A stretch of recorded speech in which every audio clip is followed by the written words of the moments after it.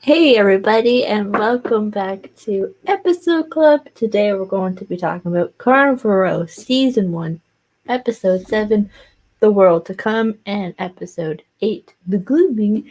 And joining me today is not just Johnny, but a special guest. Bravosi Broadcast, Fake Aria, is also here. So, Aaron, how are you doing today? I'm great. I'm happy to be here with you guys and chatting about Carnival Row and how it kind of wraps up. So, yeah, happy to be here. How are you guys? Awkward silence. Johnny? I'm Johnny fine. How's everyone else? I'm feeling the forehead power today. I have to say, microdosing dingleberries has saved my life, and everyone should do it. Peter Griffin, Agreus gave him a nice headbutt though, and I think Agreus is so fast that he even kissed him on the lips on the way down. So it's brutal and erotic at the same time. So we'll get into that. The Gloaming, good name for the episode. Story of my life. We'll get into that for sure. Thank you for having me on, Sasa. I'm gonna be in rare form today. Salty Johnny is in the house. I don't know why. It's just I saved the frog's life today. This frog was almost dead. I gave it some tiny CPR. Didn't turn into a prince to my chagrin, but the frog is alive. So cheers, frog. I hope you live longer than a day, and that all my effort of those little pumps of getting your heart back online were not in vain. What the fuck am I talking about? I don't Hope know. everybody's having a good night. You're a hero. The frog is going to be the Krennic men will be greatly appreciative of that one. So, fucking frog eaters. So, joining us in the chat right now are Forest Florida, Danny McKay, Peter Griffin, some person named Bravosi Broadcast. I don't know what's going on with that one, as well as some guy named Johnny. I don't know about that one either. Come on. He's a skank. And Peter Griffin. So yeah, we got get a few people here. Well, I know, but we'll carry through. So, Aaron, we did this at the beginning, but how did you find out about Carnival Row? Did it happen upon it, or that? What's your experience, quote unquote, with Carnival Row?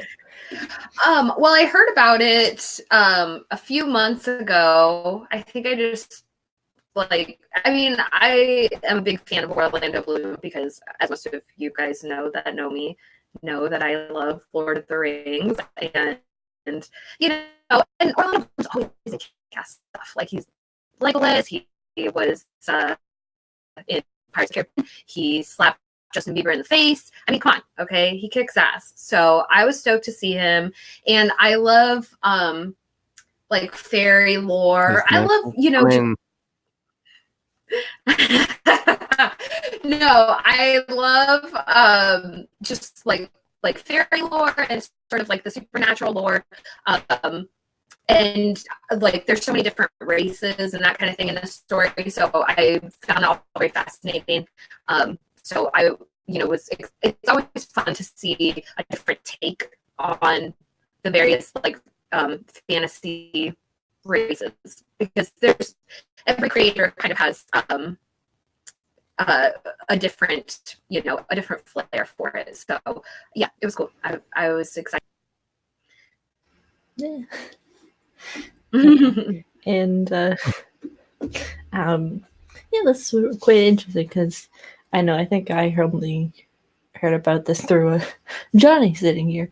But yeah, I think like you said, the way that they depict the characters and the different types of lore as well is quite done very well in the show, and to know that it came from a movie script is quite interesting. But why? And also Otila Angel is joining us in the chat as well. But this episode starts off. I just want to call her what is it? Alita Battle Angel. I can't help myself. If no one's seen that movie and I'm just watching obscure shit, I apologize. What I haven't seen that. What movie? Alita Battle Angel. It's about an android that God, what's the name of that actor? Son of a bitch. I don't know. Okay, shut up, Steve. Tired of your bullshit. Hey. Damn, How's it going, bud? showing your face around here. Yeah. But, See, there you go. See, Attila knows what I'm talking about. yeah. All I got to say. Validation. Okay. Yeah. Why not? So this episode starts off where we ended kind of sort of with episode 6 as Philo heads to the station and is openly being mocked about the fact that he is a half-blood and is brought into a cell with a bunch of humans. And we find that Vignette has also been there. And, well, he fights his way out from being attacked by everybody. So the beginning part of this episode with the Philo stuff. What do you think about it? Kind of starting with that kind of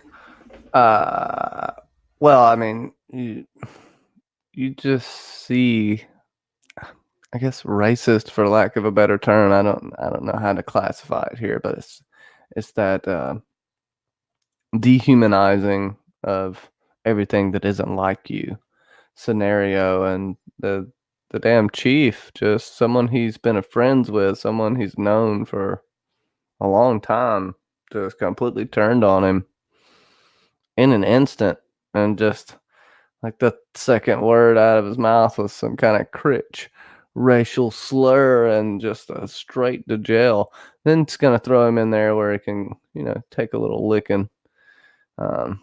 Luckily, Orlando Bloom's been he's actually been doing a little bit of training since Troy. He's not a bitch no more. So apparently, he's been working on that. Katrin C, from my point of view, what's good? I see you. I think we're gonna talk about Sansa at some point, so I gotta shout out to Katrin C. Mm-hmm. You there? You there, Aaron? I think so. Sorry, that was my fault. I was trying to open the chat and I angered the gods. Oh, you better just. So hi everyone. I can't chat with you, but I love you all. Don't worry, we can read out comments or whatever. But yeah, what did you think about the beginning sequence with the jail or the station, the precinct, whatever you want to call it?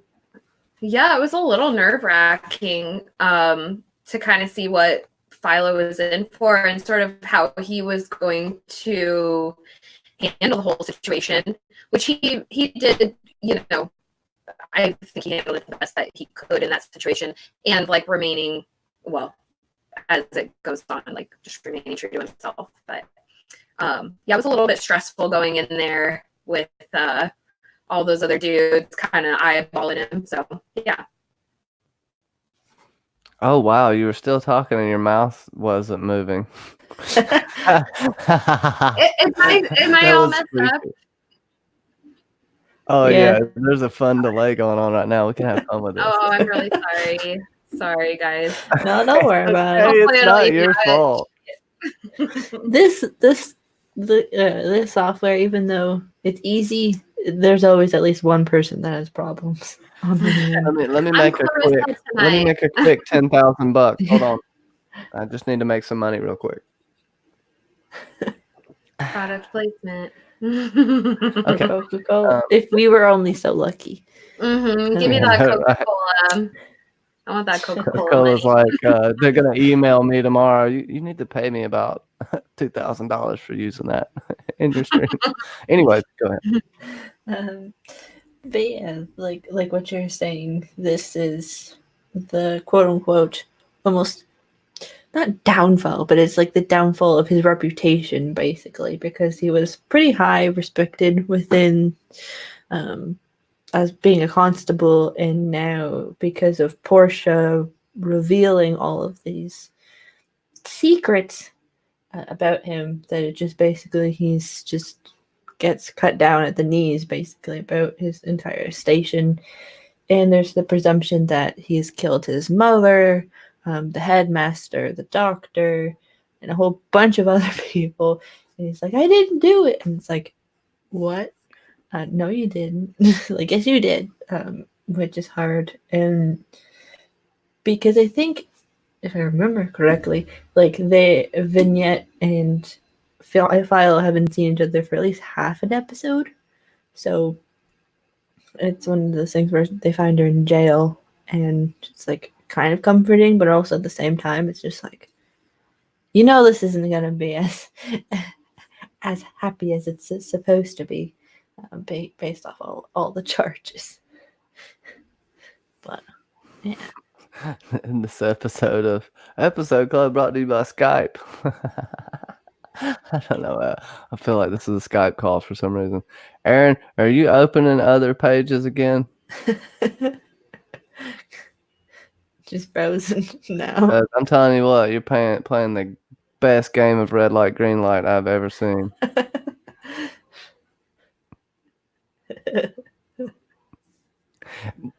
I'll try to keep it going, and then hopefully she interrupts me in just a second, because we gotta hear her views, because y'all didn't hear me talk too much. I mean, come on, aren't y'all tired of me? Yeah, we can talk about the slight part where it's like talking to Vignette. About, well, I mean, I'll go back as far as what's going on with Philo, and yes, she does. I agree. Look at that. Oh, whatever. Anyways, let's get back to this, okay, guys? All right, so what would have been better for me is if we would have still been able to think that Philo possibly could have did it. That would have been kind of the icing on the cake for the storyline. It would have brought the mystery plot line around, because at this point, it's good, but a little bland. Just that one part. I think that's something they could have did throughout the season. Kind of kept you wondering if it was in fact Philo. So yeah. They could have carried that storyline kind of through a little bit better, like to keep the intrigue and the mystique still alive. Because yes, they have moments about talking about the Dark Asher. But we still don't know what that is necessarily. But I think what they could have done it, but then also at the same time, it was just to kind of break that storyline, so that episode 8 is a bit more like woo, in that aspect. But yeah,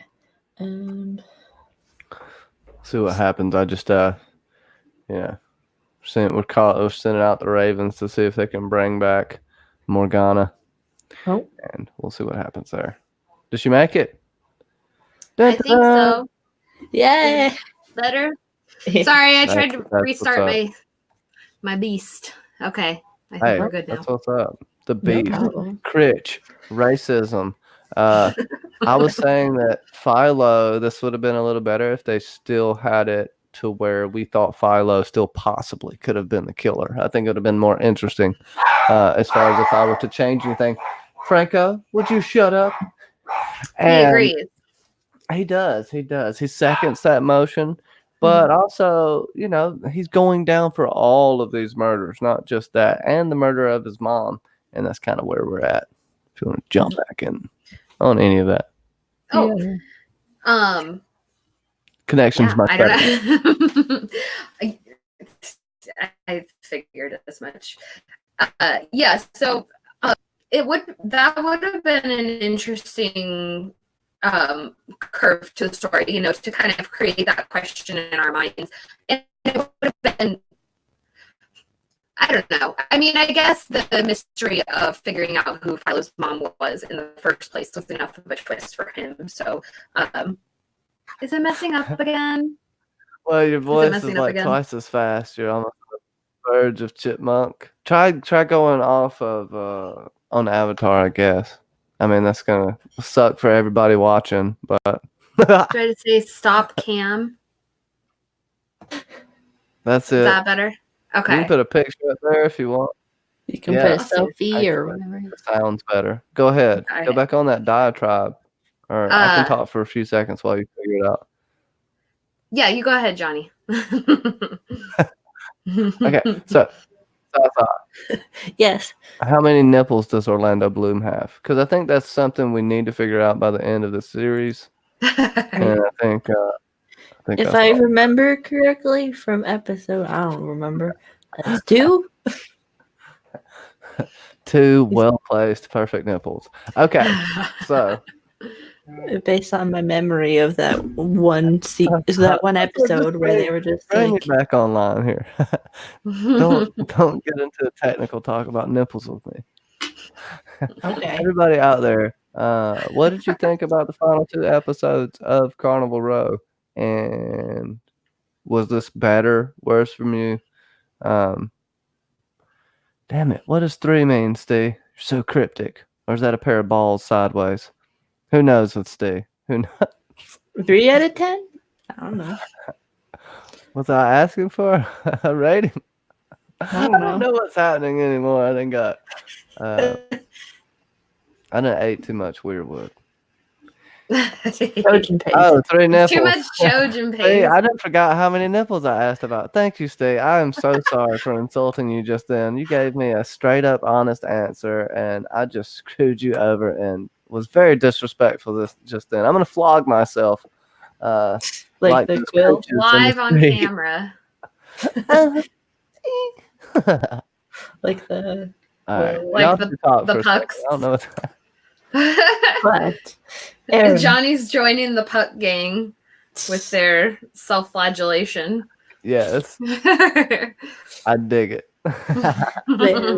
got all of this going on, and it's I'm gonna say it again because we always say it on episode club, but it's interesting that this is going on and that they think that it's him. But why would you think that you start to you'd kill all of these people and then like take their liver? Like, I know that's the very Shakespearean aspect, but it was like when they're like, I didn't know, you don't know somebody until you know somebody kind of thing. It's just like, God, Jesus. But it is kind of a, it seemed sort of like, I don't know, I feel like with their the police chief or that head guy, this may sound all messed up stuff, that he didn't really believe it. Like down, he kind of, I can't talk when I look at you guys because I can tell that my sound is bad. But you could tell that he doesn't really believe it about Philo. Like, I feel like deep down he knows that that's not true about him, or he wants to give him the benefit of the doubt, but just the situation that he's in, he can't. Especially with that other guy harping on him constantly. So I don't think he'd let him just slip through the cracks. He is kind of a fucking asshole. And I mean, when Philo gets thrown straight in there, like I was talking about earlier, he kicks some ass and takes some names. And, Vignette is in there as well. She's already been taken into custody. And I get she's in with the other Critch, and he has been thrown in with humans, I believe. Mm-hmm. So he gets a little bit of well, they try to jump him unsuccessfully. I would argue that if they just all jumped on him at the same time, he wouldn't have been able to take them out. But they got to come at him like one on one because this is a TV show. I did think it was pretty good though, as far as the fight scenes go and how semi-realistic it was. But Philo had some. Yeah, we see a little bit more of him there. Yeah, because the last time you really seen him use any moves like that was in the first episode when he takes down the old cocky young constable and puts basically the cleaver at his throat. Mm-hmm. And so that ends up paying off in the end, I guess. You get to see him use his skills, which I think we'll see a lot more of later, especially when he merges with the Seaman Golem and becomes a giant GoBot. So don't listen to Johnny. He's full of it. Andy. Yeah.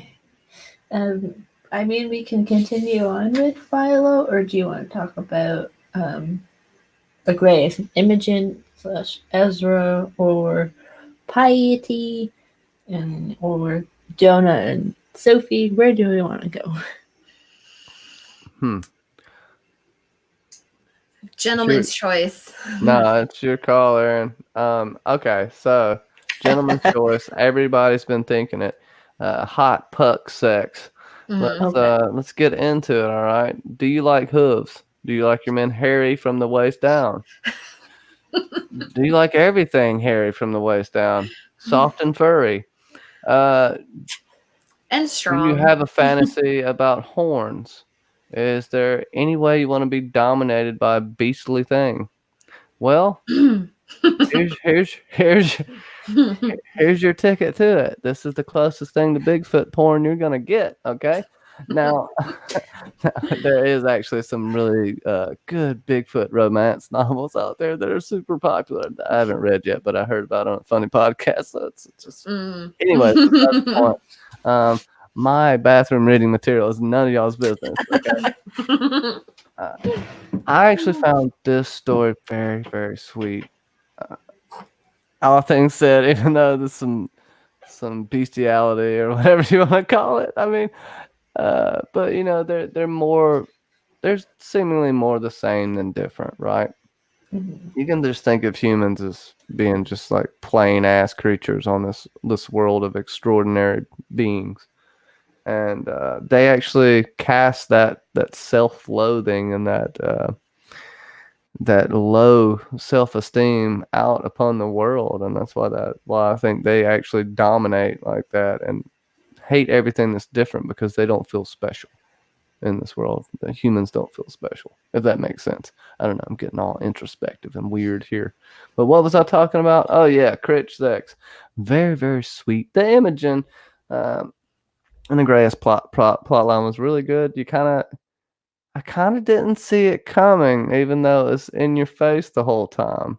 And especially her, the way you hate her to begin with, and once you get to actually know her, you know, and that was the whole purpose of their storyline this season, I would say, is that you don't judge a book by its cover, and you don't judge someone by a moment in time, or you know, first impressions aren't always what they seem, even though they count for so much. And you know, really getting to know people before you judge them, I think that was a big thing with this, besides, you know, the hot steamy sex. So I'll let y'all talk about that, because personally I haven't had sex with a satyr, but I can't speak for y'all, so let me know. I thought it was cool. It was, at first I was a little bit shocked because Imogen, you know, she's got such the whole time it's been about her social standing and what you think of her and that kind of thing. And then she just, you know, when the chance came, she just stripped right down and got down to business. And I found that to be, you know, a little risque for like the time period that it's seemingly taking place in. To be fair, she's old as shit and not married yet. She's 23 and not married. Like, she's almost done with life at this point. And that's so, like, yeah, she does. Well, she does say that, yeah, that 20, you know, she's 23 and that kind of thing. So, but I don't know. It was really beautiful. I think there was a lot of like imagery and like symbolism with like the horn god figure and her being sort of like this pure virginal sort of like, I wouldn't say sacrifice, but when you looked at the two in contrast, just like in that scene where they're just standing there and they're both naked, and it's just there was a lot of just like beautiful imagery going on with like mythology and that kind of thing. So I rather enjoyed it. I thought that it was romantic, and I thought that I mean, I guess whatever floats your boat, but apparently themed sex floats my boat. So, Say it got a little horny in there. bring around the horn god and. Anyways. Yeah, I think you also, because it's Agreus and Imogen, and when they first see them, it's like them coming back from the auction, and it's Ezra also finding out about the fact that their father had kept Aisling in the house many years ago, so he's just like all about those crazy creatures, so he's like, again, very against it, which as we come in the next episode, there's a bit more of that becomes present. But I think that that we were going to have like this relationship between these two characters was prevalent from the beginning, especially like even in episode 2, where it begins to not throw it in your face, but it shows that. And I mean, I'm not surprised that by the end of the episode, they've slept together, and it's quite funny because it's like almost in some aspects, it's like, well, I just do it because I'm. He has magnificent posture, doesn't he? Oh man, some strength in those legs. I mean, if you're a puck and you're on 2 legs, I mean, what can I say? So that bitch shows next. He looked like the old atmosphere. Spice guy. Isaiah Mufasa, he does. That's quite funny. And yeah, I think the painting, like when they were talking about the painting, like that was very much just like beginnings of talking sexually and non-explicit. Somebody needs to make a commercial with Agreus in it. Well, even the painting itself had sort of similar connotation as that scene coming. It's almost like foreshadowing with foreplay painting. So foreskin foreshadowing. But yeah, they kind of have that conversation, and it's also in some aspects, it's like also when he shows her how the light bulb works, it's like, oh, it's like one, like we always compare it to the Game of Thrones, but it's like when John's just like, this is the White Walkers in the cave wall, and then he's like, kind of thing. But there's that aspect. But I think that it was really, that whole relationship is so sweet. And yeah, I mean, like Ezra, he's just a bad person. Like he's just like he's like a crotchety old man, and he's probably like late 20s, and he's just like all this stuff. But for the quote unquote time period, he's like almost grandpa age. So Ezra's the one that needs to get laid. Shit, probably put him in a better mood. Well, that's Vignette's fault. That's Vignette's fault. Yeah, that's true. I mean, I don't know. No, that's fucked up. I'm not gonna stand by that. Sorry, not in this day and age. I apologize. Well, it is a little like weird though that Ezra, he and his sister have this really close relationship from everywhere, from like just at home in their family life, just living with each other, especially at their age. Imogen talks about being old and unmarried, but like her brother's older than she is, and he's not married, and he's got money and comes from like a good family. So it's interesting. He like hangs out with his sister all the time, and then like when she Targaryen. like when she goes and gets a boyfriend, he gets all but her. So it's kind of interesting. Just like, hey, I think it's because she brought home a goat, not necessarily that she had a boyfriend. A goat for a boyfriend. There you go. Agreus has been eating all the cans, not the canned goods, just the cans. He the chewed couch, a whole. the upholstery's fucked up. Yeah, Ezra's like, I can't afford your boyfriend chewing holes in all of our on your fine It's dresses. purely a financial and just a logical, problem. Not, there's nothing racist about it. Plus, also, he's a rich goat because he lives next door and probably in a probably more expensive house. And it's just like, well, look at me go. But yeah, Ezra, he's just a crazy person. Look what I can do. And because she watches the painting show up, and it's just like she's just staring outside. And then she just shows Oh, up. that painting was a bit of foreshadowing, huh? Let me tell you something about a man named Jeb. Sorry. Okay, so the birds and the bees. I don't know. So this painting was of the horn god. This was Pan, I think. I don't know. In this world, it could be someone else, but it reminded me of Pan. It's fertility. This has already kind of played out, but I also think it's going to play out with Agreus being a very, very powerful figure in the future, and maybe not even necessarily a good guy. We've seen hints that he might be a bad person, like as far as when it comes to the Game of Thrones, for lack of a better term. And they could be going to Ignota, which is his homeland. And, he was the one who caught slaves. Like that's how he rose to power. He caught slaves. So we cannot forget about that, even though this is romanticized. This is a really great story. I think it's going to be ripe and it's going to turn and it's going to be just a lovely storyline. So, that's my prediction for it. Or something. That would be interesting. If they do go, because right now, well, I don't know if that's too spoilery, but yeah, if they end up going to his homeland where, he's going to be more comfortable in his own right and like his personality and his status and that kind of thing. He's not the underdog coming in. It'll be an interesting change of pace, especially if Ezra decides to follow them.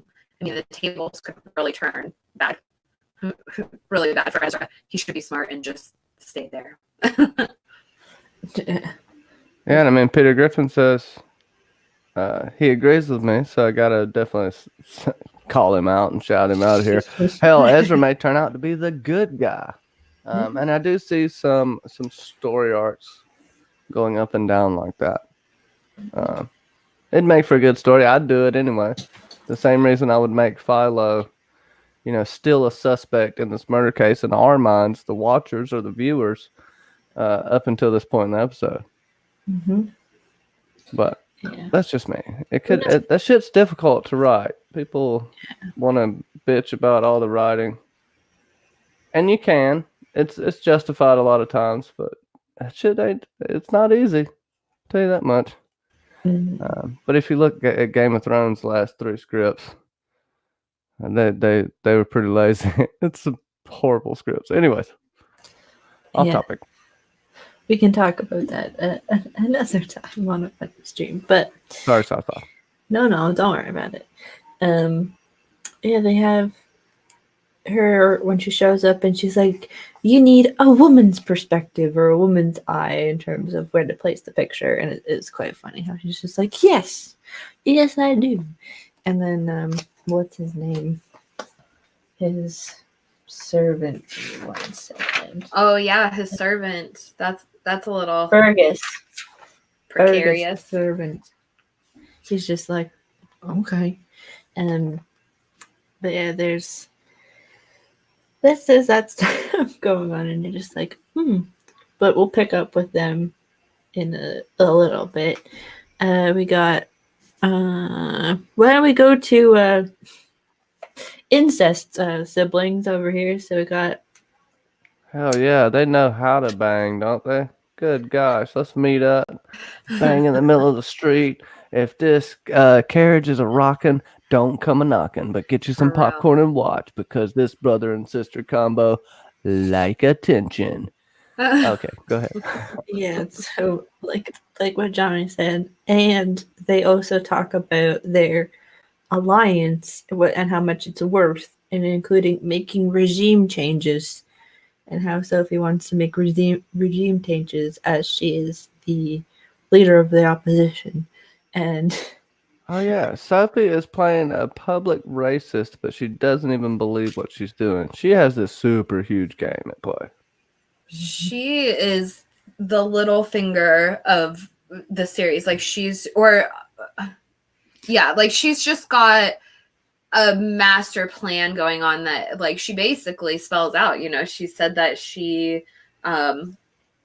spent her whole childhood just watching, essentially the Game of Thrones being played by her own father and then Jonah's father, and that's all she grew up doing. She was kept at home. She was sort of kept secret. And so that's all she's learned. So she spent, her whole life just coming up with some master plan that she's already, trying to rope Jonah into, hit her. So we'll see. Did someone say little finger? Miss Finger. if AK watches this, she'll back. She'll be like, "Damn it, Johnny!" Our BBM like, no, just no. I'm turning it off now. I scare them, I think. Hello. Just wow. These two are too much. Otila Angel. Peter Griffin. I agree. Hell, I've already read this one. Anyways, go ahead. I'm sorry. I couldn't help myself. It's been a while since I bust out the little finger voice. You got to give the people what they want, besides AK and BBM. Yeah, exactly. There's but Littlefinger, he always just sneaks in because chaos is a ladder and everything. Mm-hmm. But yeah, they talk about their alliance moving forward, and because he has the idea of like, oh, I can have this type of experience with anybody, and she's like, I'm not just anybody, okay? And it's like, ooh, which kind of scares him, but also makes him intrigued for more. She's definitely like using her feminine wiles to like wrangle him in. She knows the right thing to say to get him because he's a young man. He's not, he's a young privileged man. So she knows exactly what to say to him. Too bad she got the clap from riding a horse and now his dick's gonna fall off. Oh my god. No more heirs to their family. I gotta stop. I don't know what's wrong with me tonight. I'm sorry. I told y'all it's gonna be a weird night. Anyways. And then like the scene kind of after this is the player. He's gonna pass away like Al Capone on the end of his diving board, fishing in his swimming pool.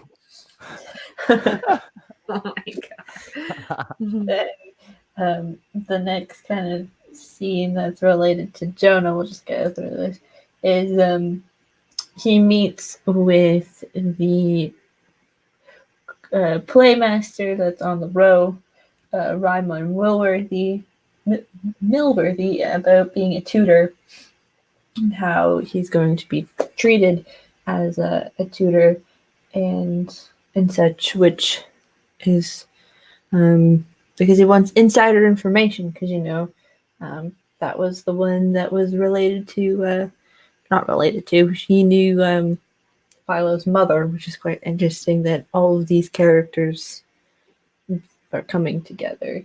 Seems like Philo's mother got around, huh? Yeah. So awful. That's not very nice, Johnny. To speak of the dead fae that way. the dead thingy, right? And then there's Sophie and Jonah again. They talk about stuff and what's next. I think this is relating to like his father having power, and how you can break free from this power and you can have your own power. Because she's like, I have my own power. I'm talking about the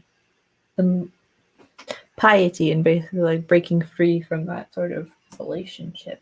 Yeah, she's just trying to encourage him to like recognize that he could be powerful in his own right, and he doesn't need his father. But you know, that would be her place to say that, because his father is basically her enemy. So she's just she's trying to drive that wedge using Exactly. her. And then she replaces his father as the dominant one at that point. Like, oh, I know how to use your skills. I'm the only one that can do it. I'm the only one that can show you how to do it.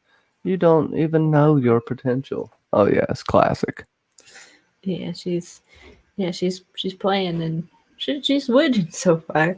But speaking kind of Jonah's mom, we have in the not the very beginning, but we have Piety talking to, I believe it's Aoife, or the Hostbex, talk about the murders, the Dark Asher, and Aoife warns about the Chancellor coming back soon, which spirals into the next episode. But Piety breaks bare in all of her shenanigans. How did you kind of feel about this sort of storyline that develops? You can sense that she's, you know, especially in that scene with Aoife where they're talking about, I think it's after Aoife had her vision of her death. Mm-hmm. And she's telling her that, you know, she said, and in the moment of my death, I knew who the Dark Asher was, or who sent him. And you can tell Piety's she's kind of starting to spiral. She's starting to get really anxious. She knows that things are, you know, she wants to stay on top of it and stay in control of the situation and, you know, see it through. And she's even getting more motivated about it too, because she starts to, I think she gets a hint about Philo. So that's kind of what started her entire thing. But then that kind of comes out that was her motivation. So it starts to get, you know, these last couple episodes, it was a little bit slow, but now these last couple episodes, it really gets going and everything starts playing out. It's spicy. Yeah, I definitely would agree with us getting hot up in her in the final two episodes, and I would agree with everything you said about her spiraling. I think this is it comes back to prophecy biting your prick off every time. And yes, Piety Breakspear doesn't have a prick. Don't be judgmental, okay? Ladies can have pricks too. Okay? Well, that's. Pi- Oh, sorry. Well, she gets to that point because Aoife says that she sees her death coming, and she doesn't, you know, Aoife means a lot to her. And I don't think that she realized that she was going to be, that would be her, you know, price for what she's doing for her dark magic. Yes, but also before this, you see her already spiraling out of control from this prophecy where she covered herself in ash, climbed all the way to the top of a mountain on her hands and knees, and spoke to this oracle and got this prophecy of the sun. And then, you know, as we know, what's her name? Longerbane, bitch. Sends the letter that puts everything in motion. How she found out about all this, we still kind of don't know to this day, because she's been locked in a fucking room. But she has a network of people. She has to be associated with the pack. And this is this bigger group that has been hunting down, exterminating Fae, colonialism times 10 type thing. This is who the Bergish people, the people of the Berg, were at war against, and they pulled out from freaking the damn thing I can't think of right now, Turninock, and Ignota because of that. But we're gonna see this pack packed, be more prevalent. And she has to have a network of people, and that's the only network of baddies that we know of. Now, we know that they're pretty openly racist, I guess. I would really like a better term for this, because I don't feel like racist is the right term, but Creaturist? I don't know. It's just weird. I don't know. I don't feel like saying the word racist feels right in this situation. But, you know, they willingly turn their own people into the werewolves or the Mardocks and give themselves the wolf's curse. So it begs the question, how much do they actually hate the Fae? Because they try to exterminate every single fairy ever, but we don't know exactly what they've done to the Pucks. We can assume that they've been taking them over as well. That's kind of what I assume. But then you have other beings going around. We know, we haven't heard every being's plight. We only know a lot of what's going on with the Pucks in the slave trade, from what we heard from Agreus say. But I think we're going to actually be able to see that in action in season 2, because I'm pretty sure they're going to Ignota. They even talk about it at some point, and then they have kind of no place to go. They can't go back to port now. I know I'm skipping ahead, but still, it's got to finish my point. They have to go somewhere. What land does he know besides his homeland? I mean, he knows other land, but that would be the easiest place for them to find somewhere to have some kind of life together, because I guess that's what they're going after now.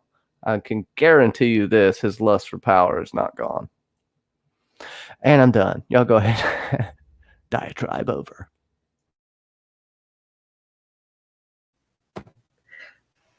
Oh, No. Oh, okay.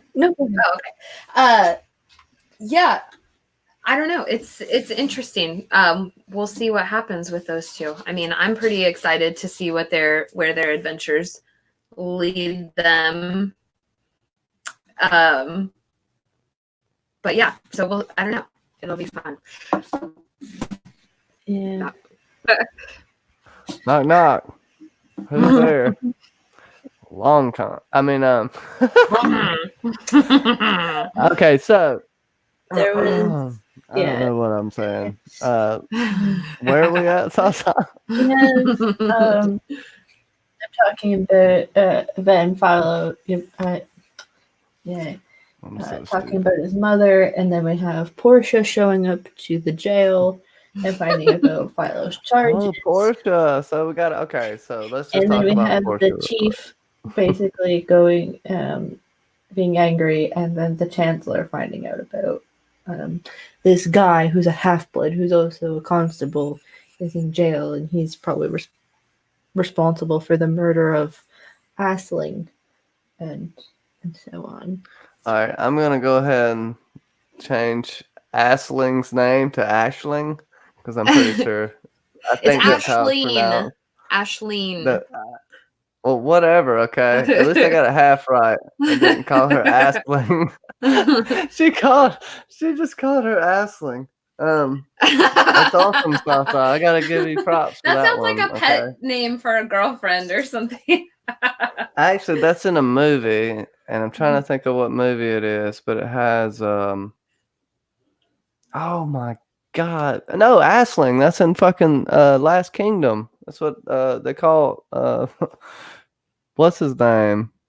Fucking son of a bitch. He has 2 names. Aisling? They call him that? No, I'm talking about Last Kingdom? They call him Aisling when they're training him. What's his name? Uhtred. He calls him Arsling or Aisling or something. Yeah. Totally. What's his friend's name? Like something with an L. Remember. Something with an L. He was a great character. Yeah, I loved him. Sorry, see, that goes so off. Tangent. But as far as Portia goes, you got to give her some credit right here, okay? She overcomes her. Now, she didn't have any, I don't think she really had race. I mean, you could say there's some racism here, but more it's fear. Also, he's lied to her this whole time, and she's like kind of giving him her heart, and she's a widow at all. She's been through a lot of shit. And also, if you go back and look at the scene, she didn't freely give that up. He questioned her to get that out of her, and he even admits that. I mean, he asked her a few times, and she doesn't say anything before it cuts to black there. And for her to go down there after she finds out what happens, I really respect her for that. Which I didn't even, I don't know, I just like that. Go ahead. Yeah, I didn't think that she would have, like, when she went down there and she was talking to him, I really was not expecting her to, like, retract her statement. But it's, that's what she ended up doing. She went down and they kind of, basically, the one cop was just all happy about it. The one who's sort of the Philo's nemesis, basically. He was all stoked. He's like, yeah, you're a piece of the puzzle. You put it all together. And she's like, well, she, even though she was angry and felt betrayed, she couldn't sleep at night knowing that he was going to be blamed for all those murders, because she knew that he wasn't responsible. And she was even kind of his alibi for a lot of those events. I mean, they were together just at home or, whatever. So thankfully. Well, what was he doing then? Plowing me. Yeah. Oh, Jesus. Well, so I'm glad that she went and did that, because that was like the right thing to do. Mm-hmm. And it was a surprise. It was a good twist. Yeah, because it's just like, but and then we get. But then it didn't really. It didn't really pay off, because when he went down there, Philo was like, "Well, this is who my mother is," so he stuck to it. And that was a great scene too, of him just sitting there like washing up in the wash basin, and they're like asking him, and you can feel the tension. You're just sitting there like, what's he gonna say? And he's, he did right by his mother. So imagine, it's all a lie. I had dreams about this, and it's not actually true. Like that. And he sprouts wings again. They just make this weird noise. Arts and then wings come out or something. Oh, his sad little baby wings. He could just have a little wing baby. Anyways, they probably would have never worked. He would just have like some weird translucent wings. I don't know. We don't know. They could be just translucent because he was a baby. He probably had normal wings. Who the hell knows? What's the difference between a half fairy human? I keep wanting to say fae, but they've thrown that kind of on their head. I could just say critch, and then everybody would be like, why do you say that? That's such a horrible word. But I don't know. I find it I don't know. It was good here. This is where we got to get the payoff of a lot of emotions and payoff, but you still have much more story to tell. Many more things to figure out about Philo as a character. We've seen him in a lot of situations, but not everything. There's still a lot of stuff we don't know. We don't know about what happened, how did he, who he was before the war, after a certain amount of time in the, did he grow up on the streets? How did he learn a couple of things? I think we're going to see some flashes toward that. Because he's having to go back on the streets of Carnival Row now at the end of this, and I think that's going to be something to be fun to look into. We'll see why he was such a good inspector, and what made him such a good one. But because you're half something or you're half fae, that doesn't give you like some kind of instinct to be some awesome investigator. But it does. It gives you a foot into that world, but you still have to. You have to fucking mingle with everybody, and we see how he has these connections already. So we'll see how much deeper his connections go, and if he's got any more enemies on Carnival Row. I'm a poet and I didn't know it.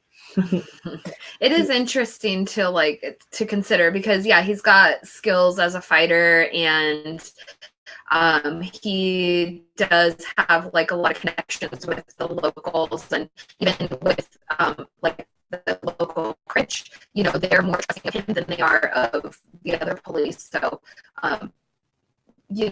growing up in like that boys' home, he would have at a certain point gotten kicked out of there. But also growing up in that kind of environment where you're like an orphan kid, usually they tend to be a little more tough. They've gone through a lot of hardships and things are hard in them. So it'll be interesting to see that play out in the future, especially with the environment that he has put himself into for next season. I bet he's got a lot of friends named Tim. Oh, Jesus. Tiny Tim, little Timmy. Seems like all the movie orphans are named Tim. Also, very wise goat men are named Tim. Maybe we'll see Tim from Monty Python there are next some season. who call me Tim.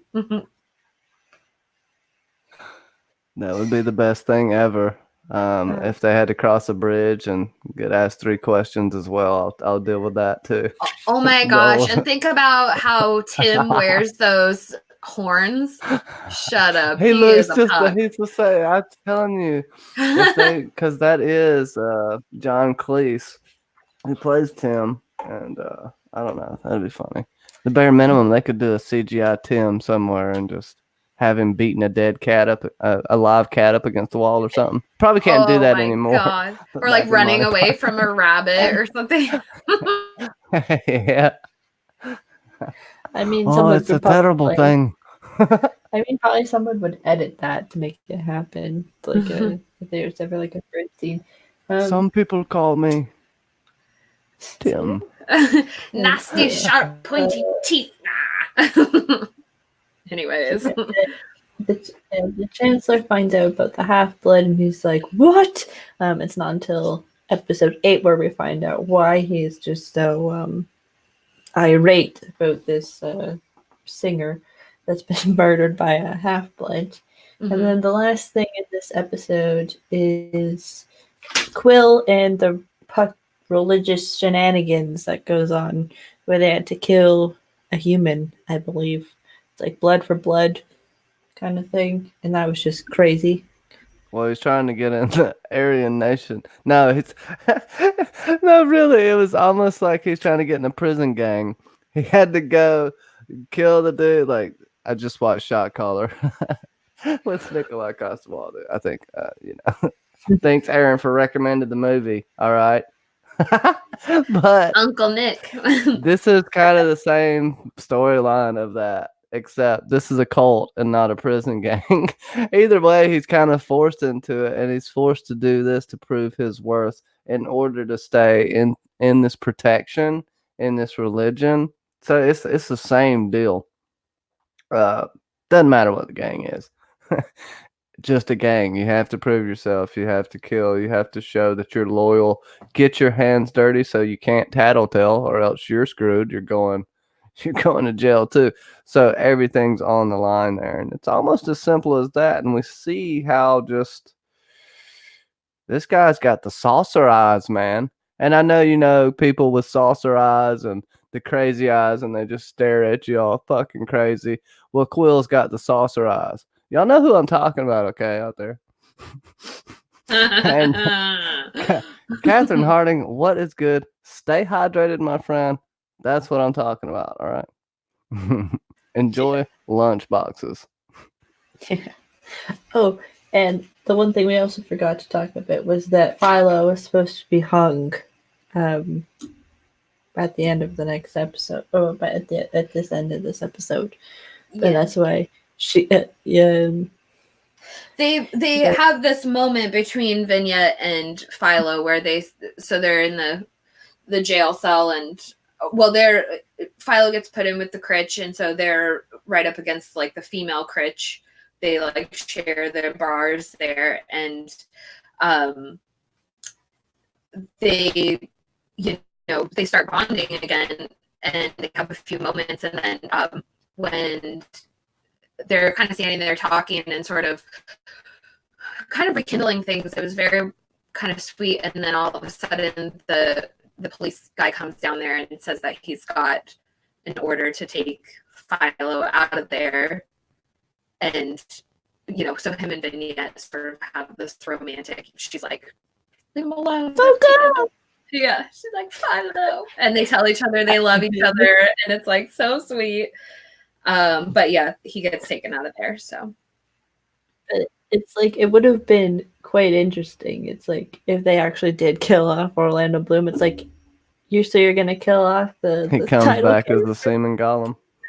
That's like kind of what really I was thinking. I was like, I kind of had that thought, Johnny, because I was like, well, if they do kill him, he has that weird creature, so maybe that could somehow have like his life force or something. But anyways, we don't know. that dies too. That's what she said. Yeah, So it's like the opposite. Well, that's the only way you can kill it, I guess, right? Yeah. Huh? Or whatever. I think she said that's the only way you can kill it, but I don't know that it. I guess it may die when. Yeah, because that's how the Dark Asher died in general, right? Yeah. The bad pussy got killed. Yeah. It's mother. Thank you for checking us on that, Sasa, and I appreciate it if you do it a little more bossy next time. Okay, stop being so Canadian. And then so the Chancellor finds out he's gonna go and come and find out about what's going on. And then episode 8, the Gloaming has more of the religious shenanigans with the fawns. And we get Vignette, who's essentially hung herself, even though she didn't actually, but to try to get away, but then it's unsuccessful. Look, I kept looking for her wings up there, so I saw like holding onto the rope or something. I couldn't find them, okay? Like, I don't know if she just got like an unusually strong neck or what, but maybe she set up one of the rigs like Hollywood uses, if y'all know what I'm talking about, where it actually goes down behind you into a strap like on your belt. I think we're supposed to assume that she had her wings up there. I know it's a technical error, but this is classic move. This is what, I mean, how many prison movies have you seen someone hang themselves to get a guard in there? Huh? And then it's time for prison break, son. So this was classic, That's what I was saying. They use a lot of tropey shit in this, but they do it in a way that is kind of refreshing. And it's okay. Doesn't bother me that bad. She did a good job kicking that cop's ass, too. She busted his face right up. So I'm sure but then she got sent right back into the jail. So it was like, yeah. It's like it worked for Worth 5 seconds. it. For 5 seconds. It's just like, nope. Whatever. He took her boyfriend, so fuck it. Beat the shit out of that cop. And then we have Philo talking to Chancellor Breakspear about his mother, and we begin to learn the story about Chancellor Breakspear and Aisling, and how they were in love, and that his father was the one that found out about them. And basically it was like, you will end this relationship or else I will kill her. And they obviously he ends the relationship, and he talked about how he was a coward and how she wanted to meet him one last time, but he didn't go. And he's like, it probably was to tell me about you. And that's supposed to be so sappy. He's a liar. He knew she was pregnant and he ran away. He would have never stayed with her anyway. Now, but I have a theory that what's her name's a hidden fairy. Piety Breakspear. Mm-hmm. I don't know how we would or wouldn't know this, but the other effer, the other effer witch. Aoife, the I know. hostess? I was just making it funny. We know she was a fairy. We don't know how magic in this world works, what creatures can do it, or if just anybody can perform magic with the right spells. But I do question what her heritage is. Maybe she's even half fae as well. And maybe I'll just go out and throw a tinfoil theory that the pact are trying to integrate and take the best parts of the Fae and make themselves better, make themselves chimeras of sorts. Might be their master plan or something. Didn't Sophie tell that story about like her, like when she first went into court or parliament, and she tells a story about her mother and how she like survived those deserts and like came to the Berg, and there she like encountered racism and that kind of thing. She tells that like when she first comes into parliament, and it makes you wonder, like, is that the story of Heidi and like her history, or because I was kind of assuming that it was like that was a true story about Heidi, but maybe like her culture, wherever they sort of were refugees from, I kind of assumed that the Horsex, their like magic was probably more from their culture. Like she brought that culture, kind of came in with that wave of refugees versus like the Fey magic coming from Tirnanok or like the Pucks coming from wherever else. Because like we don't know anything about Sophie's mother other than like that little story that she tells us to believe her mother is. So. Yeah, she's from a tribe of primitive people, I think. Something like that was the backstory. Yeah, and something like that. And then that she died in childbirth, supposedly. So I just, I kind of assumed, possible. That's like where that magic came from, because it sounds like Piety basically grew up with Aoife. I mean, she had that picture of her from when she was a little girl. So I don't know. I that was my thought process with it. It's just like that's their magic that's associated with that culture. I don't know. It's possible. We have them Philo talk about the mother, and then they also talk about the Dark Asher and what they're going to do with that. And he talks about releasing a vignette and basically going under what's that one, like just surviving under another alias because it's presumed that he's dead. And it's weird because it's the first time technically that they're together, but then also the last time that they're ever together. So it's like, it's like, God damn it. Philo's new name is Triple Niplansky.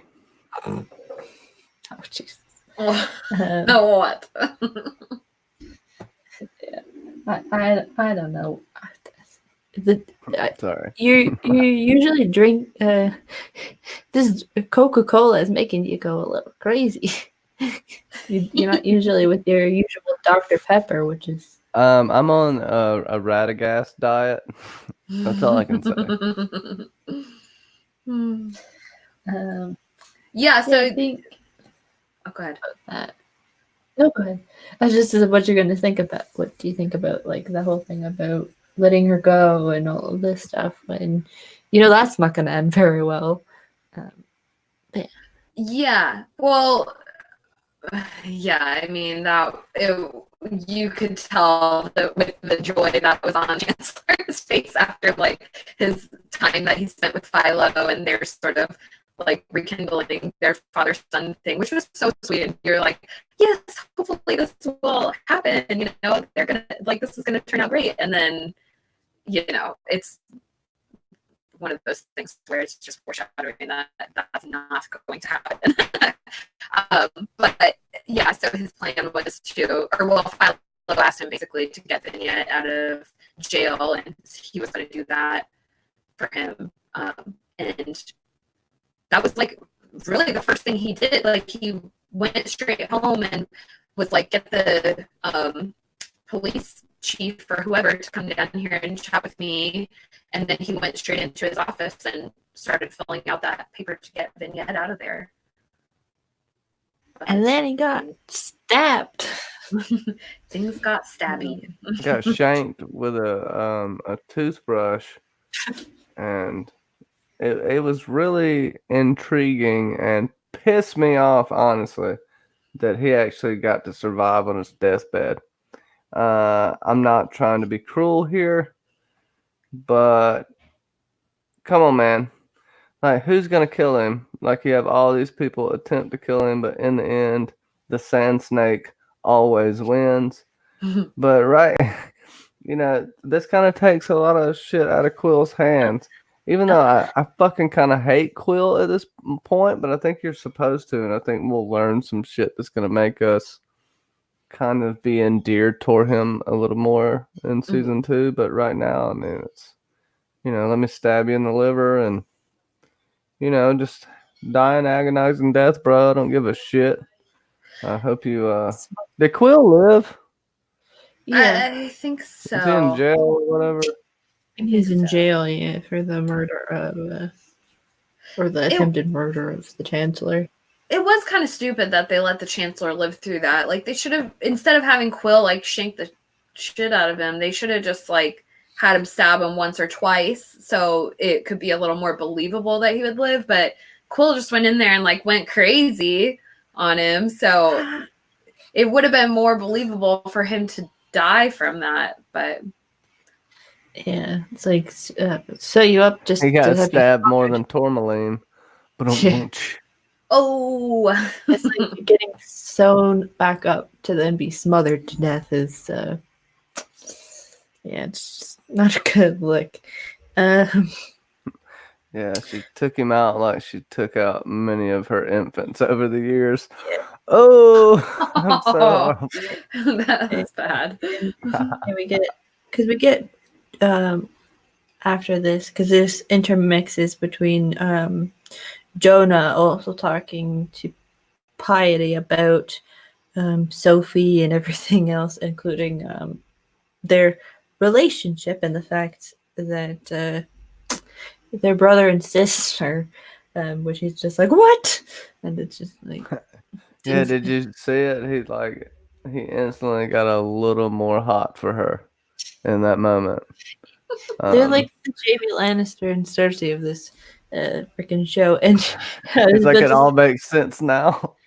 And when you said that no one can defeat Piety Breakspear, I was like, well, there's Cersei Lannister. So if a Cersei character came into the show, then there you go. Yeah, the finding out that they're siblings. Attila hadn't said anything in like 20 minutes, but all she did now was make a throw up face, a throw up emoji, the or a sick emoji. Sorry, siblings. Anyways. And you love it, Attila. They bang like whatever. I ain't even getting into this. I don't know what I'm doing anymore.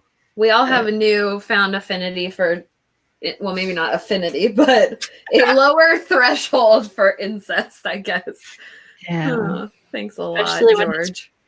Yeah, when it's usually brother, sister, and sister. Like, yeah, Gotta keep the bloodlines pure, we're gonna watch an entire new series of television based off of that. So I know. Excellent point, Mackenzie. We're like, yes, bring on the incest. We didn't have enough of that. Yes. Aren't these people sexy? They're just banging each other and making deformed babies. It's awesome. Oh man. What have we become? Sorry, we're talking about A Song of Ice and Fire, Fire and Blood, the Targaryen history where they slept with each other. We're not talking about real events or real people. Please, don't hold it against Mackenzie, anything I said, okay? Don't. Yeah. Hey, if y'all are out there listening, just keep listening, all right? Take a chill pill. There's lots of things nowadays that you can just relax to. So if you're not relaxed while you're listening to this, there may be something else for you to listen to out there. If you're not relaxed while you're listening to this, then send Johnny $199.95 and he'll send you some of his Radagast brand tea.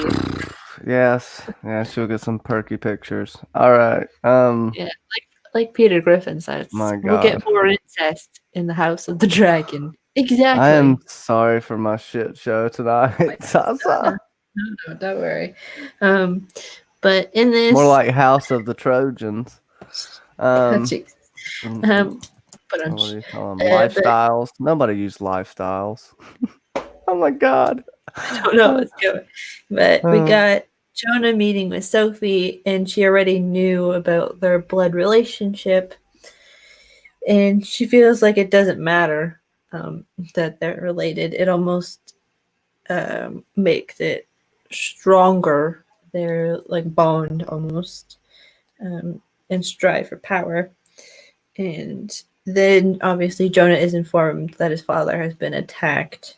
And then we get the whole thing about Piety being the concerned wife that she is, and like all about this stuff. And we get, oh, sorry, um, Jonah basically disowns his own father. He's like, because they talk about the prophecy, and well, I that's the don't last like you anymore, Daddy.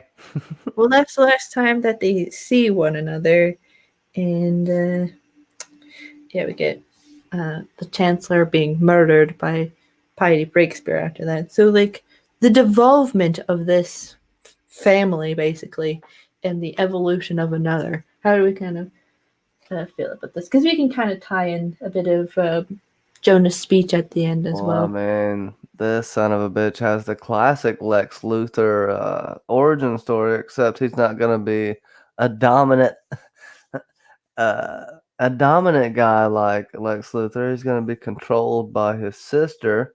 The question is, will he ever kill her? His sister, that is, in the future. But right now, he's kind of accepting. I don't know. He's accepting his role as becoming a powerful man as he can be, and he's enjoying the perks of what it means to have a little bit of power. And that's the key. Like, he's only had a little bit of it, and this is what he's doing. Uh, would you say acting like a spoiled brat is a good thing to say? Maybe. His own mother did kidnap him, though. That's something we kind of have to remember on this. But I mean, what are you gonna do? Do you like really just want your father to die? You don't give a shit. You're mad at him about a prophecy. Well, I mean, his father wasn't the best, I guess. I mean, he literally was wrapped around Piety Breakspear's finger. Uh, and she hid behind him. She was the true power behind him. Just like I think, her daughter is going to be, but she's going to be a more public, upfront figure. Because they're going for power couple, right? Like Yeah, Jay-Z and Beyonce, if they were yeah, brother and sister. yeah. Because they kind of propose. She kind of proposes the idea that they get married and then they create this quote unquote dynasty, so to speak. It's like here we go. This is where we find A out where Duck the Dynasty? Targaryens come from. Here we go. The story of they come from the Oh, Berg and not Puck Dynasty. Next season, Puck Dynasty, and it's gonna be a bunch of redneck people in Carnival Row. well. Then you also get this is where we get the Targaryens from. If these two actually do get married, it's like all right, well, Yeah, their baby's hair is white, and Bunch of they got puffs. pale skin and lilac eyes, and they start the Targaryen gene. Little known fact: this is just a million years into the past of a song. I don't know, whatever. this is a Hey, song. Aaron, go ahead. I'm sorry for rudely cutting you off, and you know, is the internet treating you okay? Hello. I guess it's not. Damn. It's kind of frozen. I think. I hate internet issues It's because I have them all the time, and I just got my internet back today. I actually missed a great stream. If you haven't seen it and you like Dogma, Kevin Smith, John St. Baptiste did a stream earlier. He may even still be live for all I know because he's a crazy man. But definitely go check that out. It's him and Clarissa Thompson. I was supposed to be there, but I didn't have internet all day due to a stupid storm. So if y'all could please go check that out. Some good stuff. Rastafari, Targaryen. Okay. Is Erin here yet? She said her connection. Oh yeah. Yeah. Well, she shouldn't.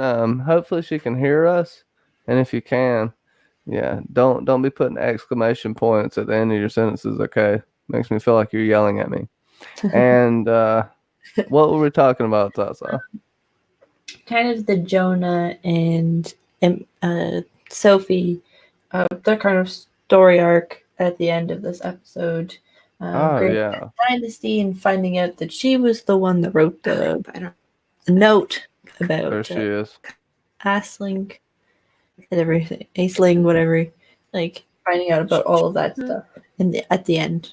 But we Aaron, we can hear you. I just heard you cursing. It's bad. You can. Sorry, Spencer keeps cutting out, so I'm like, I can't tell if I'm working or not. I just heard you pop back in, and I heard. Can you can hear me? Okay, though. Yeah. Yes. Oh, I think she's gone again. Damn. Oh. Yeah. This is I'll have to. Doesn't like her tonight. Yeah, I have to figure something with this because there's this problem. It works, but then it always has one person always has tech issues. But we get the blackmail message, and then there's that speech at the end. But we can. But what did you think about this while we're waiting for Aaron? What did you kind of think about this whole end of the season with these two specifically because of what happens at the end? Well, they're about to be in charge of new laws, and if what I think is correct, which it seems like that, what's her name? What's Jonah's sister fucking name? Sophie. Okay. So Sophie Longerbane, god dang it. If she's in with the pack, like I think she is, then they're about to kind of take control over the burg. On a subsurface level, they're not going to be able to. I think war may come to the burg at some point, but not in season 2. That might be the cliffhanger of season 2. But right now, I feel like they're infiltrating and trying to play the long game and go into government. And it's easy to kill an army. It's easy to kill a movement, leaders. It's not easy to kill an idea. And then that's what I think they're about to try to sow into the seeds of this very ripe. I mean, the people are ripe to fucking just slaughter every critch that they could see, honestly. So it's coming to a head. There's going to be a little civil war in the burg. Then there may be a threat of a looming war that's going to make everyone come together from the pack at the end of season 2. Damn, I'm just getting all predicty. Well, this is what happens. We're at the end of the season, so we get predicty. She's back. Oh, sorry, guys. I don't know about No, don't worry about it. Let me turn my camera off, though, just so. No, it's fine. I don't know if you guys are still talking about Jonah and Sophie. Yeah. Well, I'll tell you real quick. I think Sophie's, if she's in with the pack, that the pack's trying to, that you can't kill an idea. You can kill leaders, movements, you can win in a war, but you can't kill an idea. And that's what I think they're starting to spread through the burg. And you see that the people are ripe to turn on all Critch in the area and start like a little mini civil. I guess you could even call it a civil war. But my prediction was that the looming threat of a war from the pack moving in, war about to come to the burg is going to bring everybody together at the end of season 2. I'm making long ass predictions, but in the short term, I think that Sophie is trying to spread that message of whatever the pack wants to be spread. Seems like a propaganda machine. Something trying to take over here. Anyways, go ahead. I can agree with that. She's got, like we were saying earlier, she's got a that she's got an emotion, and it's something she's been planning since for her whole life. So my ultimate thought, though, because she's the one that sort of planted the seed in Jonah's head of them getting married when she wrote that on that little piece of paper. But on that note, I'm like thinking to myself, if she's thought through all the details and come up with all these crazy plans and starting to implement it and things like that, like the ultimate play, I'm just gonna call it right now, is she's gonna marry Jonah. They're gonna start to become this power couple, and then she's gonna kill him and then have all the power. Obviously, that's the her father and rivals. So it's the only way that she could one up that and really, win that situation is to kill him and take all his power. So I think that's what she's ultimately doing. And if he's not smart enough to figure that out, well, then he's gonna die. But hopefully he's smart enough to figure it out, because it's pretty obvious if you think about all these things she's got planned. That would be the ultimate.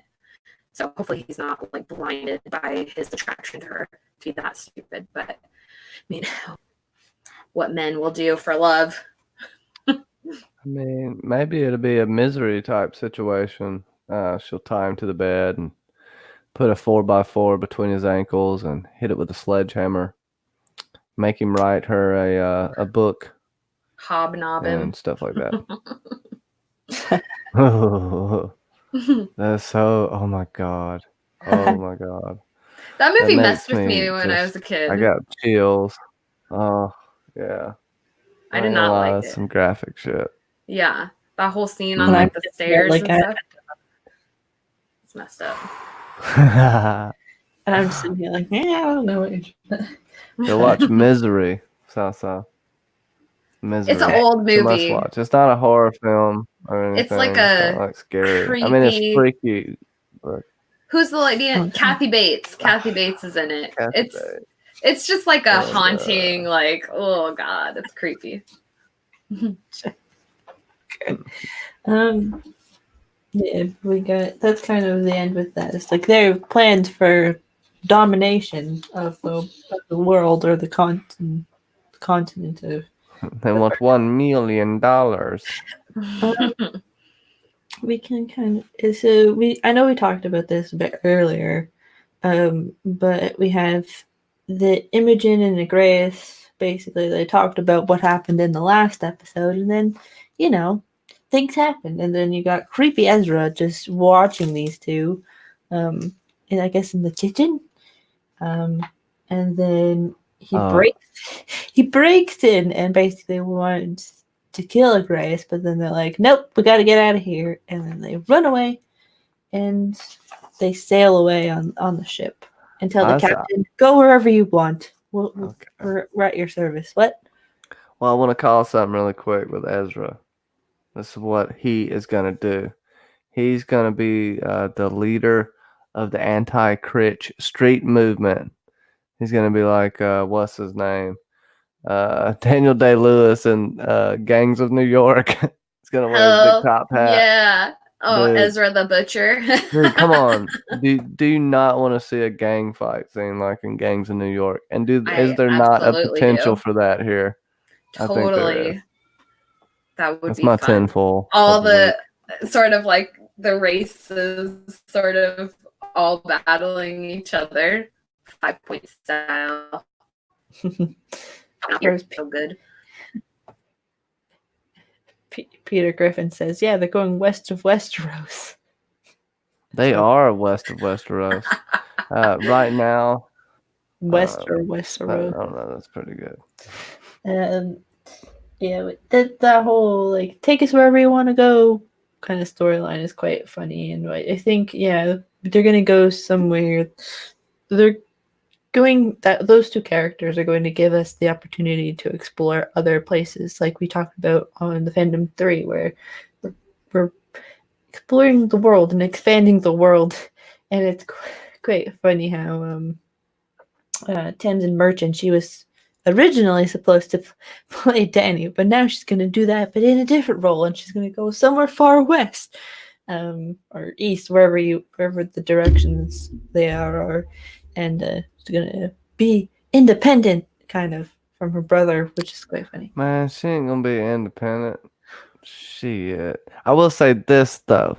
From They her may brother. make a good power couple, almost an equal team, because Agreus respects her on that level. But I gotta go back to something Peter Griffin says. Have you seen Ezra? Have you seen his game? How is he going to sleep his way to the top? Is he going to pimp school? You're going to have to explain that to me, Peter Griffin. I just kidding. But still, I don't see Ezra losing his virginity anytime soon. He's going to be that class. Oh, man, I can't even say it. But, he's going to. I told you what he's going to do. He's going to fucking rage on the streets, and he's going to pull off terrorist attacks in fucking in the row. That was the question that, yeah, actually, because I thought about, it's like, does he even have any money? Because he and Agreus, like, invested in that ship together, and then I'm pretty sure that they just took off on the ship, so what did they just leave Ezra completely? Pony boy. Yeah, it's kind of, I mean, that would be interesting to see him be, like, having to survive on the streets. That kind of thing. So we'll see how that plays out. I don't know. Yeah, because that was, I believe it was called the Swan, the boat.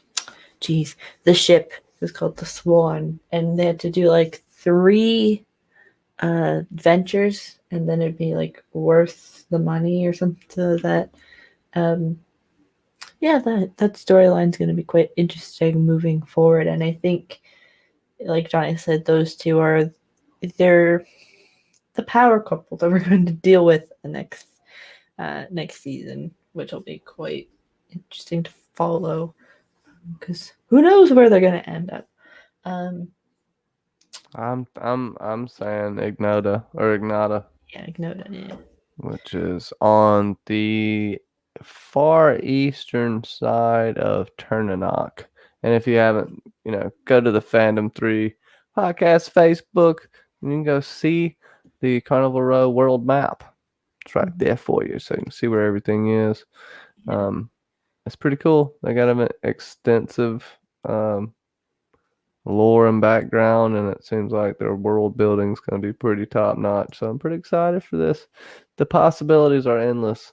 If you can't tell by all my crazy tinfoil theories, they're not even that crazy. They're actually kind of, it's happened in other TV shows the way I'm saying it, and so it's not like out of the realm of possibility. Yeah, you gotta love tinfoil. Johnny's tinfoil. There's nothing else like it, but Johnny's tinfoil. Yeah, the next kind of section we can kind of talk about, kind of like the last one. We got the Dark Asher kills Aoife, and then we have Tourmaline gets visited by Philo because he's been released from jail, and they're trying to figure out what to do. Tourmaline's trying to figure out how to get Vignette released. She's like raising money for it, and then they continue to have like a conversation. It's like 2 people talking about the person that they love, and it's kind of like slightly awkward, but it's good conversation that they're having. And she talks about the picture that Vignette kept all these years, and we get to the meat of this episode at the end with the Dark Asher, and that the Dark Asher has basically found Vignette, and that Vignette's gonna be its next victim. So what do we think about like all of this stuff? Because I think it's quite great. Yeah, Vignette's Philo's sister confirmed. No.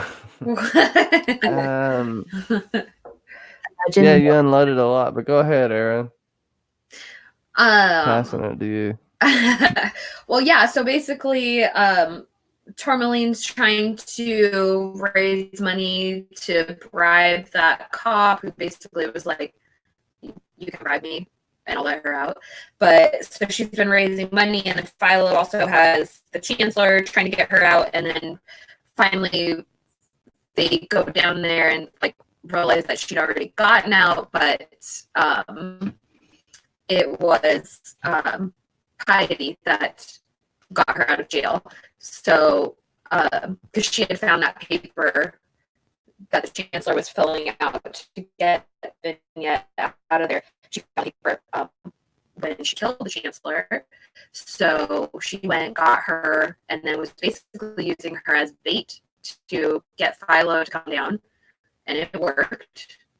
And there's like that creepy scene. Basically, they're in the sewers, and the Dark Asher's sort of like, I don't know, in waiting, I guess. I don't know, in like, it was almost like this weird video game, like where he's just like standing there, like not like she wasn't tapped into him or something, so he's just sort of a bag of meat standing there. I don't know. Whatever.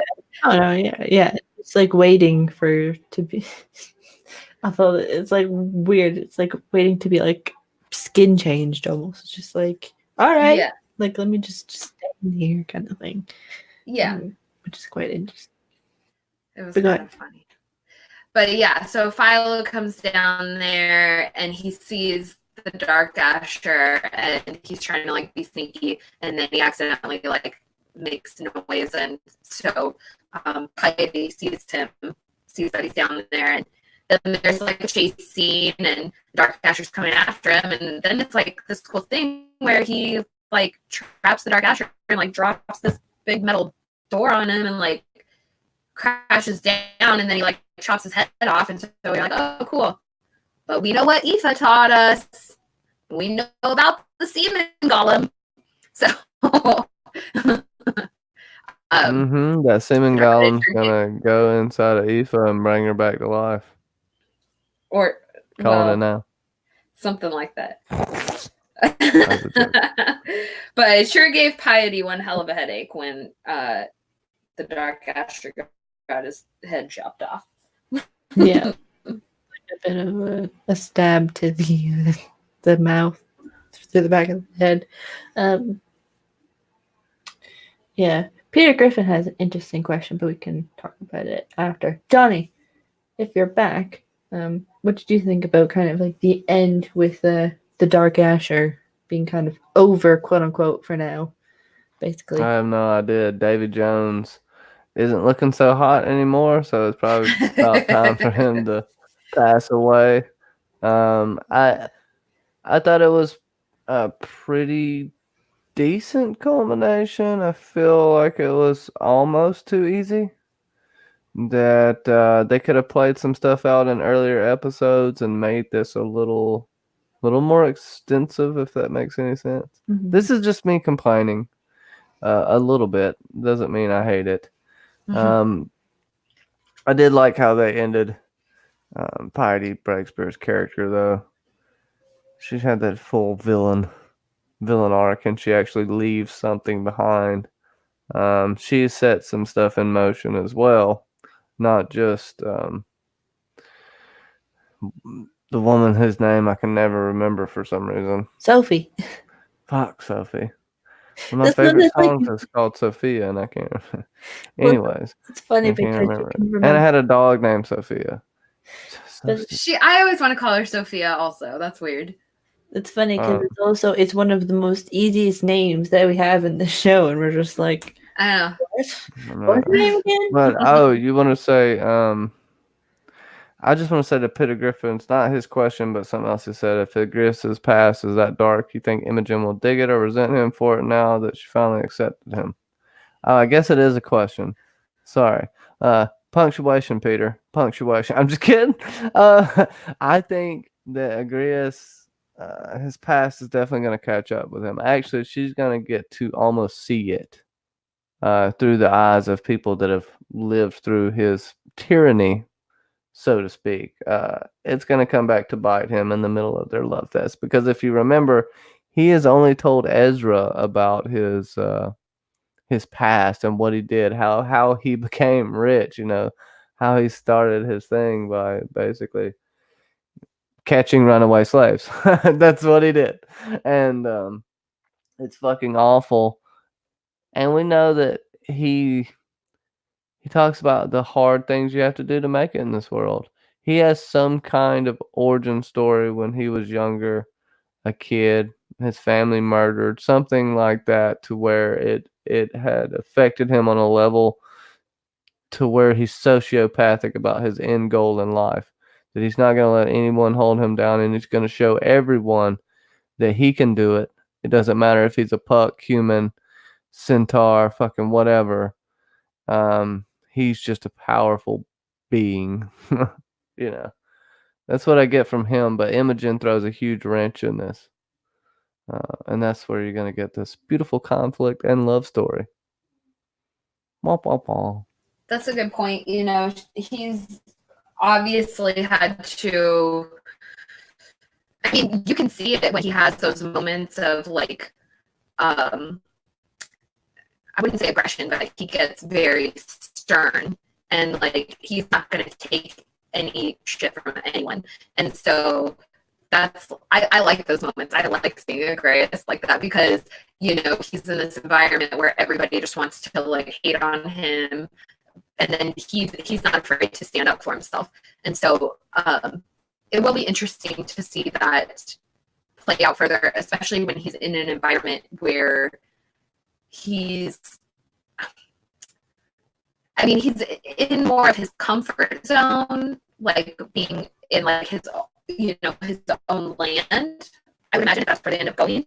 But also it's not like he's got a bunch of friends of his own race, so it'll be an interesting thing with other. And he's bringing a rich white girl home with him. Yeah, totally. So he really is, though. We don't know what their perception toward other species are either. Mm-hmm. However that works. Mm-hmm. He seemed like he come from a pretty racist culture, but who knows? We don't know. But that's something we're gonna get to see the world of the pucks next season for sure. The more I even talk this out in my head, it just makes logical sense. They're going to Ignata. He's gonna get confronted. He's gonna be less accepted amongst the pucks than he was amongst the humans, is my prediction. Yeah, because they'll have Imogen with him, and then it'll be like this whole big conflict, and they'll have lovers' quarrel and all of this stuff. And she is good at heart and all of this, but she's also going to be super ignorant to any type of culture that's going on. She's probably going to fucking piss people off, but on accident, just by anytime you go into a new culture, don't matter what it is, they have different gestures for, like, hand gestures mean different things. Putting out your hand and saying stop, like I think in Middle Eastern countries, like, means go. Like, like if you put your hand out, that means people will fucking speed up. So it's lots of weird intricacies like that. It would be interesting too, like thinking back on like their whole sex scene with like the symbolism of, her potentially being like a, sort of a virgin sacrifice. Like, what if, she's about to go into like the devil's den and she's not prepared for what she's about to get into. It'll be an interesting thing to see how she handles herself, how she survives it. Because I don't foresee her going into an easy situation for her. No, it'll be easy for like the first time we see her, but then after that it'll be just downhill. Mm-hmm. Yeah, if you ask Mr. Bean, the middle finger means hello. But yeah, I think we've covered all of everything. And then besides, we're missing the Philo choosing to be known as Critch, then human, and Fleur is shot out of the sky because no flying is allowed on the row anymore. And we get that we get them to be together in the end, and then that's it. We got Somebody's got wing envy. That's all I got to say. You can't fly. Well, you can't go up in your frickin' zeppelins, you bastards. Okay, because you're just ruining the environment, and it's just really a waste of energy. Okay, figure out planes. That's all I got to say to you. Now, I don't know. Philo, we know this has been his choice the whole time. He is the Jon Snow of this series, fighting with his identity and who he is. I would say he's already playing out better than Jon Snow. Will he get stabbed by a bunch of his brothers in the dark in a non-sexual manner? Maybe. That is yet to be seen. But I think it was cool. Like I said, a lot of this show is kind of predictable. But it doesn't mean it's bad. Like I like this. I like that. They're coming together as a love story. I mean, kind of, like starting back over, going through these tragic events, and really almost losing one another again. So this is going to pull them really, really close together until Portia, decides to show up at some point in season 2. That's gonna it's gonna throw a little something in there, and then Tourmaline. Like you had said earlier, Tourmaline with the with just their relationship together. What was it that Tourmaline has? what she had. The relationship with Vignette. That's gonna come back up. I mean, she loves her, and still in love with her. Plus, there's also, who knows, Katy Perry might show up and see. Yeah, whatever, man. I swear that kind of pisses me off. Okay, just stay away. Me And I too. know. Come on, Orlando. Have She's some gonna have like respect freaking whipped cream and cherries on her nipples. That's what's gonna happen. She'll be like that type of lady in the fairy brothel. Yeah. I think, yeah, that development with those two will be challenged. I feel like it was bumpy this first season, but season 2 it's got to be rocky because what is it? Is there's going to be a happy ending? You haven't been paying. What if Portia's pregnant? Dun dun. Was it a quarter fay? I'm just saying that right there. That's what would do it. That would be probably the ultimate relationship conflict you could have next season. I don't know. Maybe. Peter Griffin, nom nom nom, giggity, nom nom nom nom. Yeah, but I think the show ended pretty decent for where it kind of ends, because it ends with Sophie like, "We will not stop," and then all of that. But yeah, Philo is free for now, but something else is bound to come around the corner. Whether it's a baby or Katy Perry, who knows? I'm gonna start a grunge band. Any final thoughts before we wrap up on this? I know Peter Griffin had a cool comment. But I've talked extensively like an asshole, so I think I will just say that I really enjoyed this. There's not a lot of things that are high fantasy that have realism and good story building interwoven with them. I know I didn't say that sentence right, but you know what I mean.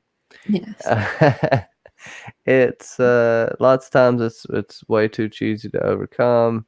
The characters usually just don't have that much on the line in a lot of these, but this is something that's good and it's going to be enjoyable, and I'm just looking forward to it. I like how it culminated, and I agree with Peter Griffin's comment there. Yeah, but after I read that, you'll have to tell me what you rate this half of the season and the season overall. So Peter Griffin says season 1 was character building and predictable. Season 2 will be interesting because it can go in many different directions. So what do you rate season 1, and what do you rate the second half of this? I rate the second half a 9 giggity booms.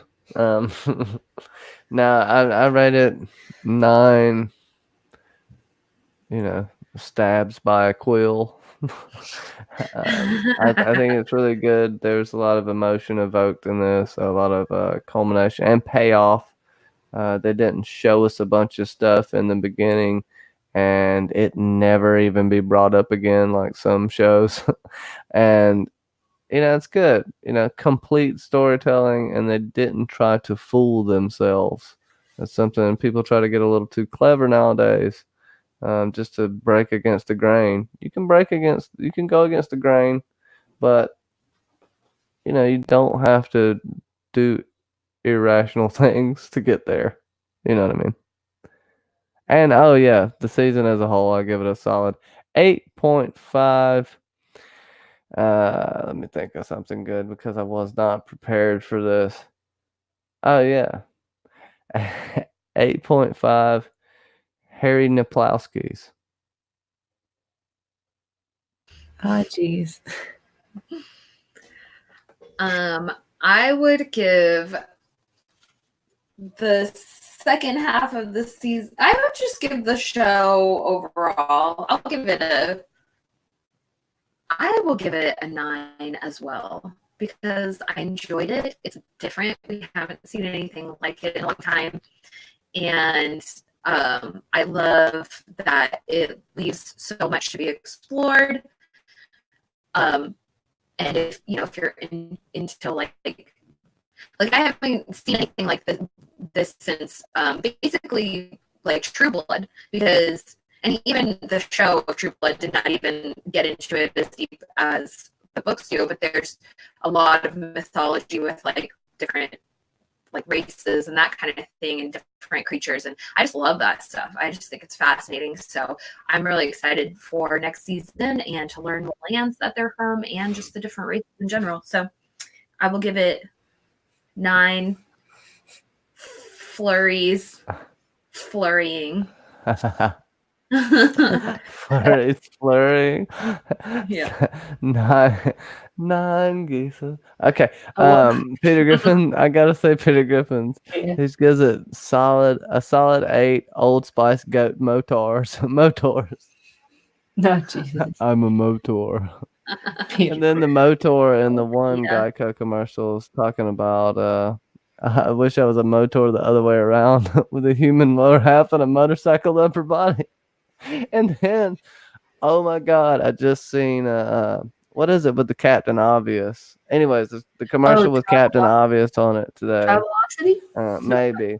And there's these women at the park with their kids, and they're looking at like Instagram, and their friend is like on another vacation, and she's making a sarcastic comment, but she put something nice actually while she's writing it. And Captain Obvious says, "Why don't your words match how you're feeling?"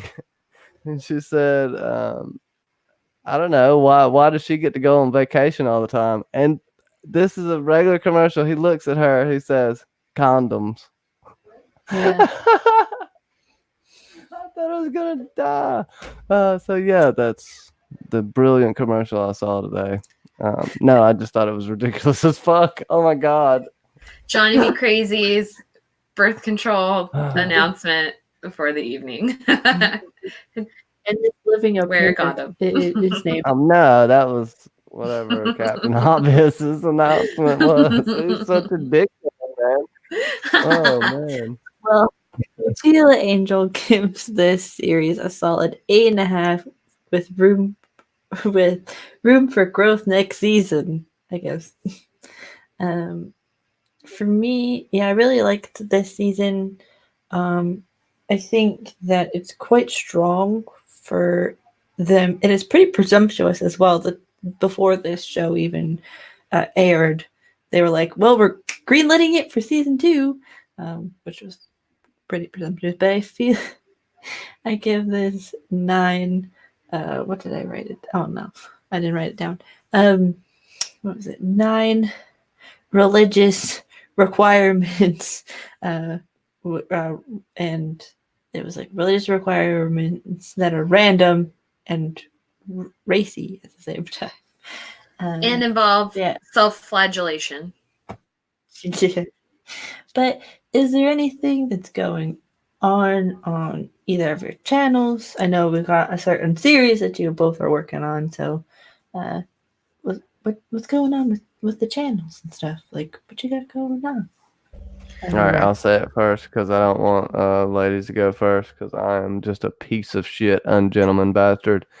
Otila Angel. Okay, so I've been doing Watchmen on Mondays at 7 p.m. Eastern Time with Dornish Wench and Fandom Descent. Now, this week coming up, it's going to be Tuesday because Dornish Wench had some stuff, so we had to move it. It's going to be every Monday at 7 p.m. Eastern, but this weekend is going to be this next week is going to be Tuesday at 7 p.m. Eastern, and we also going to have Alicia Kingston on as well. So yeah, you're going to want to come watch that, and also go watch the first 2 episodes. You know, I'm tired of you not watching all my stuff. I'm just kidding. It's hard to watch a bunch of hours of shit, honestly. But no, really, we've been having really fun conversations. Dornish Wench really knows her stuff. She's freaking awesome. And Phantom Descent, best shiniest forehead in the game. You got to go check him out. You know. As far as what's going on with Bravosi Broadcast, I'm going to say this just in case she goes robot. The Chronicles of Fire and Blood have come out. It was going to be Magor the First. We have decided, since we got the news of the... Now you cut out. Oh no. Or is it me? Dance very soon. It. But you cut out, Johnny. Oh, I did? Where did I cut out at? Cut out when you said House of the Dragon, and then it cut out. Oh, yeah. So we'll be talking about the Dance of Dragons. And we'll be meeting the players first. So be on the lookout for that. And Bravosi Broadcast has something fantastic she's working on that I did most of the work on. So don't let her fool you. Don't even listen to him. This fool. Whatever, taking my credit. Anyways, yeah, no, I got it. Since we're not doing the Magor thing for Chronicles of Fire and Blood, or at least to start with, we're going to do the dance. So I actually have a really juicy theory I'm working on for Magor. So keep an eye out on my channel for Bravosi Broadcast for that. And hopefully I should have that out in like a week. I don't know, hopefully, fingers crossed. And then Mackenzie and I have our Queens project that we're working on. And actually we're almost done with notes for that. Really, I've been saying that for like a long ass time, but no, months for sure, definitely months. But it's become quite a huge project for both of us, and I'm really proud of it. So I'm really excited for us to share that with you, which we're ironing out the details of that. So yeah, it's pulling a bunch of stuff and making connections, because man, if you look at that time in history, it's just ooh. And look at all the Game of Thrones characters that you can connect them to. It's just quite interesting.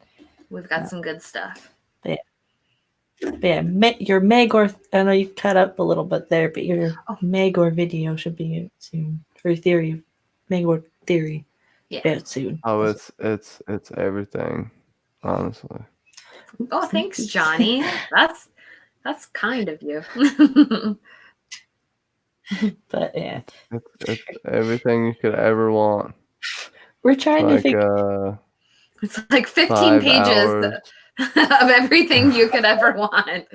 Yeah, it is 15 pages. So